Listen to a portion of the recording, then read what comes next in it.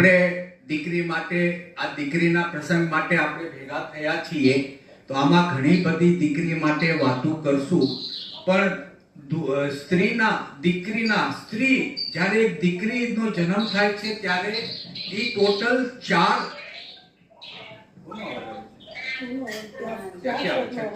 દીકરીના 4 નામો હોય છે. દીકરીનો જન્મ થાય છે ત્યારે દીકરી કહેવાય છે. દીકરીનો જન્મ થાય છે ત્યારે દીકરી કહેવાય છે.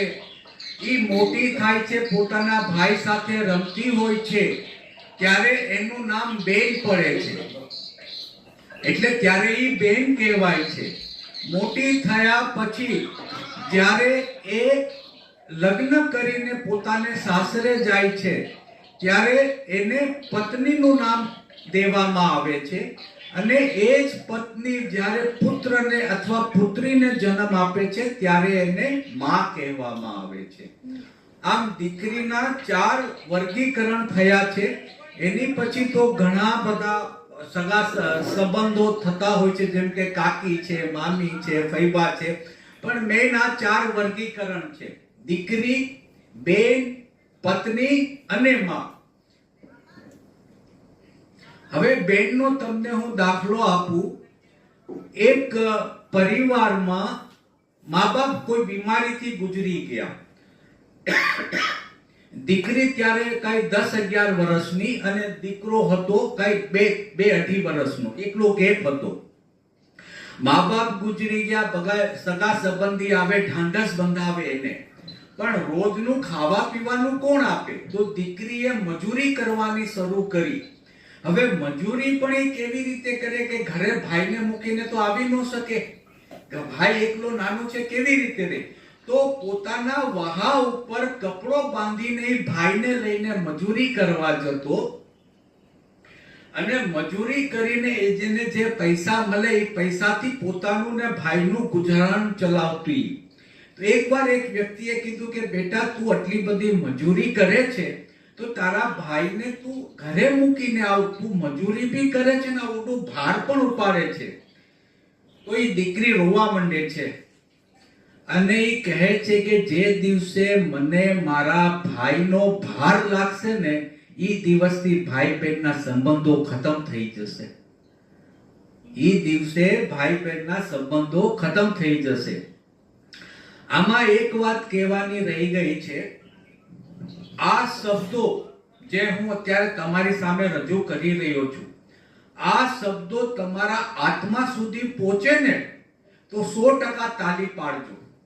અને આપણું આ પ્રોગ્રામ પત્યા પછી અને એ દરમિયાન કોઈની આંખ ભીની થશે ને તો મને એમ લાગશે કે મારી મહેનત સફળ થઈ છે. તો આ બેનનું મેં તમને દાખલો આપ્યો. બેને કીધું કે જે દિવસે મને મારા ભાઈનો ભાર લાગશે એ દિવસે ભાઈ બહેનનો સંબંધ ખતમ થઈ જશે. તો આવી રીતે દીકરીની મહિમા છે, જે આપણે દીકરીનું વર્ણન કરીએ છીએ ને એની વાત છે. હવે દીકરીના લગ્ન થાય છે, પત્ની બનીને પોતાના સાસરે જાય છે. પોતાની જાતને બીજા ઉપર સમર્પિત કરી દે. પોતાની જાતને બીજા ઉપર સમર્પિત કરી દે. પોતે ઘસાઈ જાય છે પણ પોતાના પતિનું અને પરિવારનું પ્રેમથી પાલન પોષણ કરે છે, ધ્યાન રાખે છે. એનું નામ છે પત્ની. જે બીજાના સુખમાં સુખી થાય અને બીજાના દુઃખમાં દુઃખી થાય એનું નામ છે પત્ની.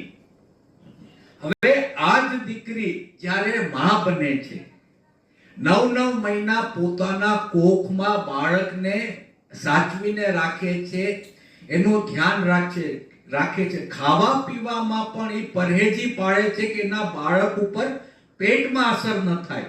હાલવા ચાલવામાં બધાયમાં ધ્યાન રાખે છે કે બાળક ઉપર ખોટી અસર ન પડે. કોઈ કારણસર એ દીકરી બીમાર પડે છે તો દવા પણ એ માટે નથી લેતી કે પોતાના બાળકના જે એના પેટમાં છે એની ઉપર કોઈ સાઈડ ઇફેક્ટ ન પડે. આટલું બધું આ માં બનવાના ટાઈમમાં ધ્યાન રાખે છે. હવે આ ગર્ભની પીડા ખૂબ જ અસંખ્ય હોય છે. અમે પુરુષ લોકો છે, અમે આનું ફીલિંગ ન કરી શકીએ. તમને આ બધાયનું લેડીઝોને ખાસ ફિલિંગ આ બધાયનું આવતું હોય છે કે કેવી પીડા હોય છે. હવે આમાં દીકરીનું સમર્પણ જોવું. જે દીકરીએ જે પત્ની જે મા બનવાની છે 9 મહિના સુધી પોતાના પેટમાં બાળકને રાખ્યો, એને સાચવ્યો, એને જન્મ આપ્યો, છતાં બાળકના નામની સાથે બાપનું નામ જોડાય છે, માનું નામ નથી જોડાતું. આટલું મોટું સમર્પણ કોઈ કરતું હોય તો આ દેશની મહિલા છે, સ્ત્રી છે, જે આટલું બધું સમર્પણ કરે છે.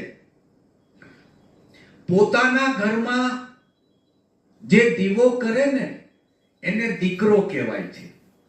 પોતાના ઘરમાં જે દીવો કરે એને દીકરો કહેવાય છે. બીજાના ઘરમાં દીવો કરે એને દીકરી કહેવાય છે. તો આ દીકરીની મહિમા છે. થઈ ગયું ને બધું? હાલો ફરી ફરી. અને દીકરી માટે કહું છું કે ભગવાને મનુષ્યને ઘણી બધી ભેટો આપી છે, ઘણી બધી. આખું શરીર સહી સલામત આપ્યું છે, પરિવાર આપ્યો છે, ધન દોલત, પૈસા, રહેવા માટે ઘર, ખાવા માટે અસંખ્ય વાનગીઓ આપી છે.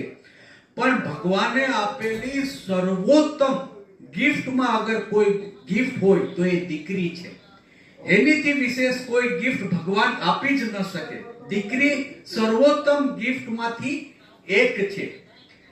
ભગવાનને જે વ્યક્તિ વધારે પ્રિય હોય, ભગવાનને જે વ્યક્તિ વધારે પ્રિય હોય અને ભગવાનને જેની ઉપર ભરોસો હોય કે મારા દ્વારા દીધેલી દીકરીને આ વ્યક્તિ બરાબર સાચવી શકશે, એને રાખી શકશે, એ જ વ્યક્તિના ઘરે ભગવાન દીકરીનો જન્મ આપે છે.